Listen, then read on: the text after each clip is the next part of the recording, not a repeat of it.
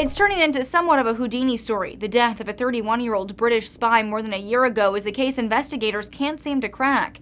Now, a coroner's observations are bringing the case back in the spotlight. Here's WUSA. British police may never know exactly what happened to an MI6 agent. This is so bizarre.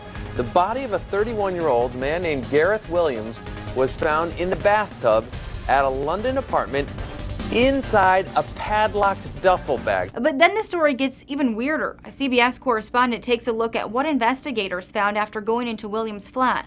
Detectives found no signs of a struggle in the apartment and nothing to show whether this was a homicide or a suicide. But today, a year and a half after Williams' death, the coroner says his death was criminally mediated. More than a week passed between Williams' death and his post-mortem exam. On the balance of probability, the highly unusual circumstances of Williams' death had immediately raised the possibility of foul play, which had prompted endless speculation. He was found inside a padlocked duffel bag, which has been a point of particular renewed interest. The BBC notes, one of his interests was in bondage. In 2007, Jennifer Elliott was woken in the middle of the night by Gareth's cries for help. The Cheltenham landlady and her husband found him in his boxer shorts, lying on his bed, his hands tied to the knobs of the headboard. He just said, "I just wanted to see if I could get myself free," said Mrs. Elliott in a statement.